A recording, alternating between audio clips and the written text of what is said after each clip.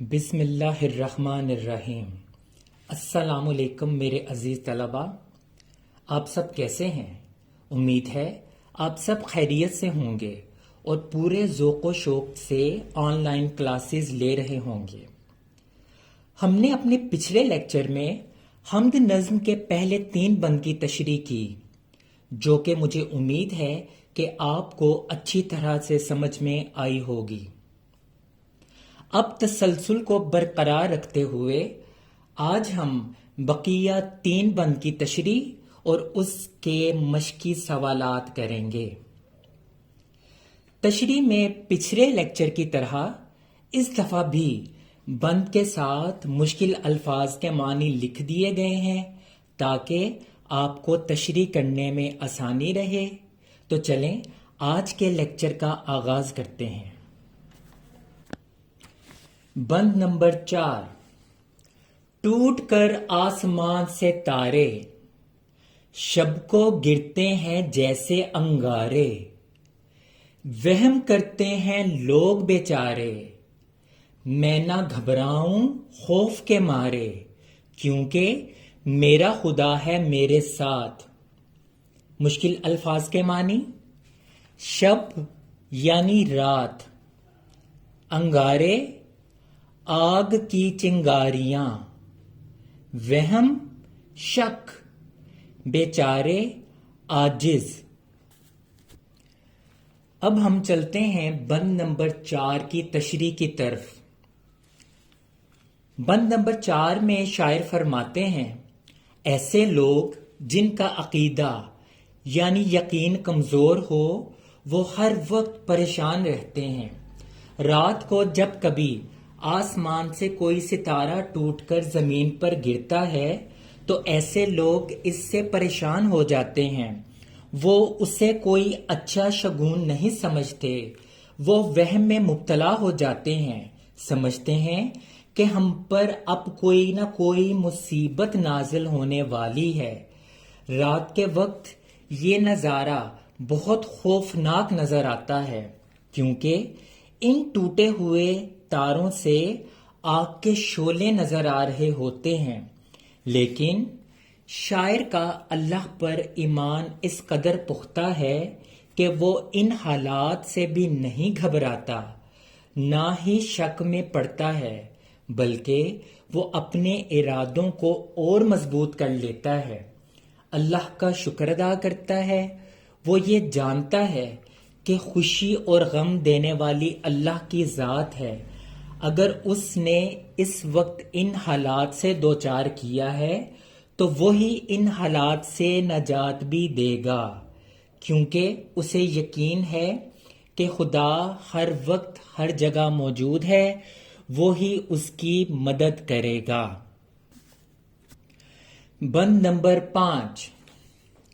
میرے رستے میں ہو اگر میداں، یا پرانا کوئی کھنڈر سنساں، کوئی مرگھٹ ہو یا ہو قبرستاں، نہ ہتا ہو وہاں میرے اوساں، کیونکہ میرا خدا ہے میرے ساتھ۔ مشکل الفاظ کے معنی: کھنڈر ویران مکان یا خستہ حال مکان، سنسان ویرانہ یا ویران جگہ، خطا بھول چونک، اوسان ہوش و حواس، مرگھٹ وہ جگہ جہاں ہندو مردوں کو جلاتے ہیں۔ تشریح بند نمبر 5۔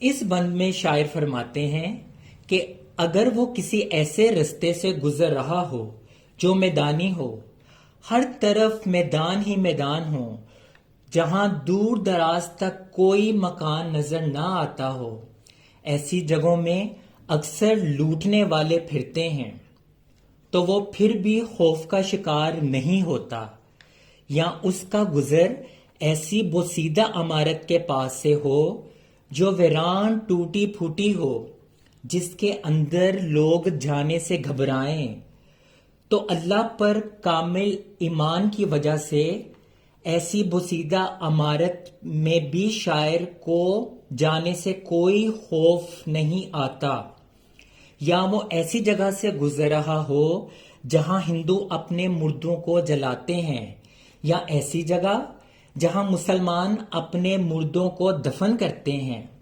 دن ہو یا رات، ایسی جگہوں سے انسان کے اندر خوف پیدا ہونا ایک فطری عمل ہے، مگر ایسے مقامات پر بھی شاعر ہوش میں رہتا ہے، تزلزل کا شکار نہیں ہوتا، ذرا سی بھی گھبراہٹ اس میں پیدا نہیں ہوتی، کیونکہ وہ جانتا ہے کہ زندگی اور موت اللہ کے اختیار میں ہے، اس لیے وہ ان تمام حالات میں بھی مطمئن رہتا ہے۔ آخری بند نمبر 6۔ ہو بیابان میں گزر میرا، یا سمندر پہ ہو سفر میرا، دور رہ جائے مجھ سے گھر میرا، رہے پھر بھی قوی جگر میرا، کیونکہ میرا خدا ہے میرے ساتھ۔ مشکل الفاظ کے معنی: بیابان، ویرانہ، جنگل، ریگستان، قوی، مضبوط، جگر، حوصلہ۔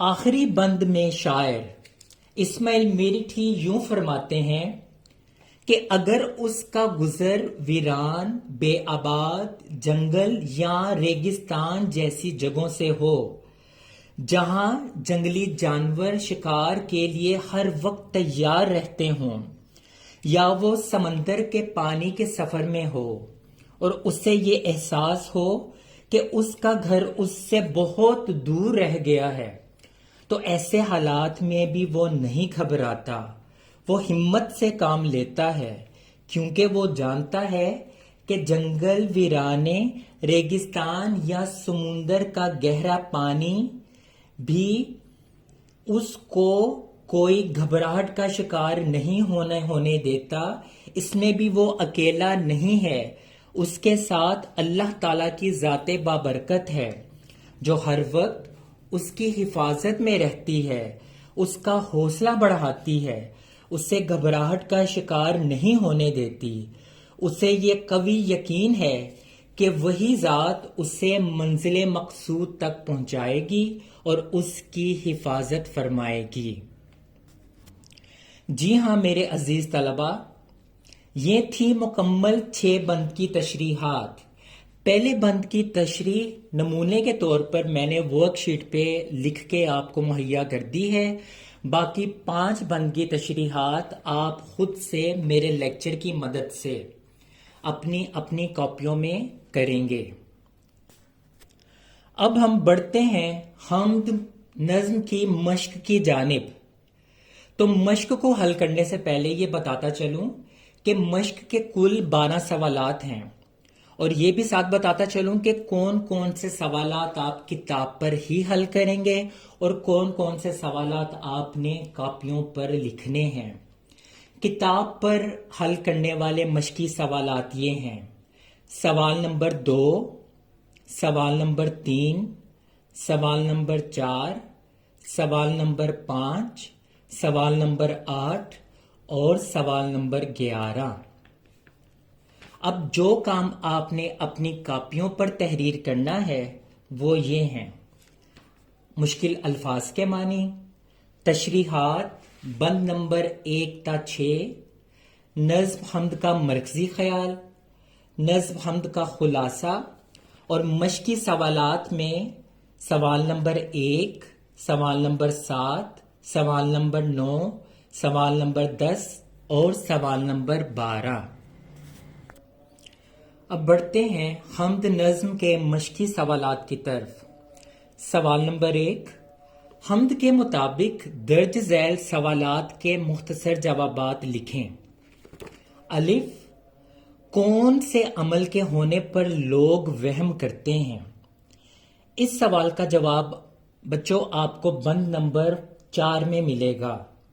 جواب: جب آسمان سے تارے ٹوٹ کر گرتے ہیں تو لوگ وہم کرتے ہیں۔ ب، کن حالات میں شاعر کا جگر قوی رہتا ہے؟ آپ کو اس کا جواب ملے گا بند نمبر 6 میں۔ جواب: اگر شاعر سفر کرتے ہوئے کسی ویرانے سے گزرے یا اپنے گھر سے دور ہو یا سمندر میں سفر کر رہا ہو تو ایسے حالات میں اس کا جگر قوی رہتا ہے۔ جیم: شاعر کو کسی بھی چیز کا خوف کیوں نہیں ہے؟ جواب: شاعر کو کسی بھی چیز کا خوف اس لیے نہیں ہے کہ اس کا خدا اس کے ساتھ ہے۔ دال: خوف زدہ کرنے والے مقامات کون سے ہیں؟ پوری نظم میں شاعر نے جن خوفزدہ کرنے والے مقامات کا تذکرہ کیا ہے ان کے نام یہ ہیں: بیابان، سمندر، سنسان، کھنڈر، مرگھٹ، قبرستان۔ ہے اس حمد کا مطالعہ کرنے کے بعد آپ کے ذہن میں پہلا خیال کیا پیدا ہوتا ہے؟ جواب: اس حمد کے مطالعہ کے بعد پہلا خیال یہ آتا ہے کہ انسان کو اللہ تعالیٰ کے ہر وقت اور ہر جگہ موجود ہوتے ہوئے کسی بھی چیز سے ڈرنا یا گھبرانا نہیں چاہیے۔ اس کو یہ احساس ہونا چاہیے کہ اللہ تعالیٰ کی ذات ہر وقت ہر جگہ موجود ہے جو مشکل حالات میں اس کی حفاظت فرمائے گی۔ سوال نمبر 2، جز الف۔ حمد میں لیے گئے درج ذیل الفاظ کی مدد سے جملے مکمل کریں۔ مطلب جملوں سے پہلے کچھ الفاظ کو لکھ دیا گیا ہے، جیسے وہم، مرگھٹ، گھپ اندھیرا، سناٹا، میہ، قوی، سحر، انگارے، خوف و خطر۔ ہم نے جو 9 جملے ہیں ان میں مناسب جملوں میں دیکھتے ہوئے ان الفاظ کو جملوں میں استعمال کرنا ہے۔ نمبر 1، اللہ تعالیٰ کے ذکر سے ہمارا دل ڈیش رہتا ہے۔ جواب: قوی رہتا ہے۔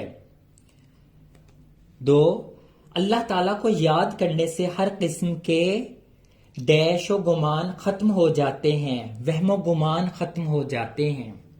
نمبر 3، طوفان کا شور ہو یا اس کے تھمنے کے بعد کا ڈیش، اللہ تعالیٰ ہر صورت میں ہمارے ساتھ ہوتا ہے۔ سناٹا۔ نمبر 4، قبرستان اور ڈیش مردوں کو دفنانے یا جلانے کے مقامات ہیں۔ جواب: مرگھٹ۔ نمبر 5، رات کو طوفان آنے پر ہر طرف ڈیش چھا جاتا ہے۔ جواب: گھپ اندھیرا۔ نمبر 6، اللہ تعالیٰ کی ہر جگہ موجودگی کے احساس سے ہم بلا ڈیش اپنی منزل کی طرف بڑھ سکتے ہیں۔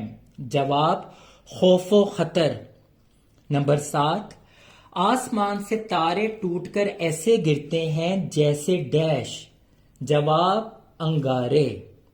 نمبر 8، رات ختم ہوتی ہے اور ڈیش کے وقت اللہ کے ذکر سے فضائیں گونج اٹھتی ہیں۔ جواب: سحر۔ نمبر 9، بارش کا دوسرا نام ڈیش بھی ہے۔ جواب: میہ۔ سوال نمبر 2 کے جز بے کی جانب بڑھتے ہیں۔ دیے گئے الفاظ میں سے مناسب لفظ کا انتخاب کر کے خالی جگہ پر کریں۔ نمبر 1، خوف کی وجہ سے کسی کے بھی اوسان ڈیش ہو سکتے ہیں۔ درست جواب: خطا۔ نمبر 2، حمد میں شاعر نے تارے کو ڈیش سے تشبیہ دی ہے۔ درست جواب: انگارے۔ نمبر 3، اللہ کی یاد سے ہمارا دل ڈیش رہتا ہے۔ درست جواب: قوی۔ نمبر 4، رات ہو، دن ہو، شام ہو کہ سحر سے کیا مراد ہے؟ درست جواب: ہر وقت۔ نمبر 5، شام کا متضاد لفظ ڈیش ہے۔ درست جواب سویرا۔ نمبر 6، حمد میں درخت کا مترادف لفظ ڈیش استعمال کیا گیا ہے۔ درست جواب پیڑ۔ نمبر 7، کھنڈر، مرگھٹ، قبرستان ڈیش کی علامت کے طور پر پیش کیے گئے ہیں۔ درست جواب موت۔ نمبر 8، ہم کسی قسم کے خوف میں مبتلا نہیں ہوتے کیونکہ ہمارا ڈیش ہمارے ساتھ ہوتا ہے۔ درست جواب خدا۔ نمبر 9، حمد میں چاندنی کا متضاد لفظ ڈیش بیان کیا گیا ہے۔ درست جواب گھپ اندھیرا۔ نمبر 10، حمد میں ڈیش کی تعریف کی جاتی ہے۔ درست جواب اللہ تعالی کی۔ سوال نمبر 3، حمد کے مطابق مناسب الفاظ کی مدد سے حمد کے مصرعے مکمل کریں۔ الف، رہے پھر بھی قوی ڈیش میرا جگر میرا۔ بے، کیونکہ میرا خدا ہے ڈیش ساتھ میرے ساتھ۔ جیم، شب کو گرتے ہیں جیسے ڈیش انگارے۔ دال، یا پرانا کوئی ڈیش سنسان کھنڈر سنسان ہے ڈیش کرتے ہیں لوگ بیچارے وہم۔ سوال نمبر 4، حمد کے مطابق کالم الف میں دیے گئے الفاظ کو کالم بے کے متعلقہ لفظ سے ملائیں۔ میں کالم الف کے الفاظ کو پڑھوں گا، ساتھ میں درست جواب کے کالم کو ساتھ میں ملاتا جاؤں گا۔ سفر، سمندر، چاندنی، گھپ اندھیرا، پرانا، کھنڈر، قبرستان، مرگھٹ، شب، انگارے، آسمان، تارے، سحر، شام۔ سوال نمبر 5، اس نظم کے کون کون سے بند میں ردیف استعمال ہوئی ہے، ان کی نشاندہی کریں۔ پیارے بچوں، پہلے یہ بتاتا چلوں کہ ردیف نظم میں ایسے الفاظ کو کہا جاتا ہے جو کسی بھی شعر یا بند کے اندر بار بار استعمال ہوئے ہوں یا دہرائے جائیں، جیسے بند نمبر 2 کے اندر اور آخری بند میں بند نمبر 2 میں ہو لفظ بار بار استعمال ہوا اور آخری بند میں میرا لفظ بار بار استعمال ہوا ہے۔ یہ دونوں الفاظ ہو اور میرا بطور ردیف استعمال ہوئے ہیں۔ سوال نمبر 6، درج ذیل الفاظ کے معنی لغت میں سے تلاش کر کے لکھیں۔ ان الفاظ کے معنی کی ورک شیٹ آپ کو مہیا کر دی گئی ہے۔ سوال نمبر 7، درج ذیل الفاظ کے متضاد لکھیں اور انہیں اپنے جملوں میں استعمال کریں۔ میں الفاظ اور ان کے متضاد آپ کو بتا دیتا ہوں، جبکہ جملے کاپیوں میں آپ خود ہی تحریر فرمائیں گے۔ سنسان، اس کا متضاد ہے آباد۔ شب، سحر، اندھیرا، اجالا، سفر، قیام، قوی، کمزور، پرہول، بے خوف۔ سوال نمبر 8، اعراب کی مدد سے تلفظ واضح کریں۔ بچوں، میں ان الفاظ کو بڑے تلفظ کے ساتھ ادا کروں گا، آپ نے اس کے مطابق ان میں اعراب کا استعمال کرنا ہے۔ حمد، نظر، سنسان، اجالا، سمندر، سحر، پرہول۔ سوال نمبر 9، درج ذیل الفاظ میں سے مذکر اور مؤنث الگ الگ کر کے لکھیں۔ ایسے الفاظ جو بطور مذکر استعمال ہوئے ہیں وہ یہ ہیں: سمندر، वहम, मरघट, अंधेरा, आसमान। और वो अल्फाज जो मुअन्नस इस्तेमाल हुए हैं इनमें शाम, जड़, आंधी शामिल हैं। सवाल नंबर 10, दर्ज झैल अल्फाज की जमा लिखें। झोंका, झोंके, रात, रातें, तारा, तारे, खता, खताएं, अंगारा, अंगारे। सवाल नंबर 11, गुजर और सफ़र हम आवाज अल्फाज हैं, इनको हम काफिया अल्फाज भी कहा जाता है। आप दर्ज झैल अल्फाज के हम काफिया अल्फाज लिखें। हम काफिया अल्फाज आम तौर पर नज़्म या गज़ल में इस्तेमाल होते हैं जिनके अल्फाज आपस में हम अल्फाज हों, हम आवाज हों और जिनको बोलते वक्त एक जैसा साउंड निकाला जाए। जैसे यहाँ पर सहर, नजर, तारे, अंगारे, मैदान, सुनसान, हवा, असला, शाम, काम। सवाल नंबर 12, इस हम्द का मरकजी ख्याल तहरीर करें जो कि आपको वर्कशीट की सूरत में दे दिया जा चुका है। मेरे अजीज तलबा, इसके साथ हिस्सा अदब का पहला चैप्टर यानी हम्द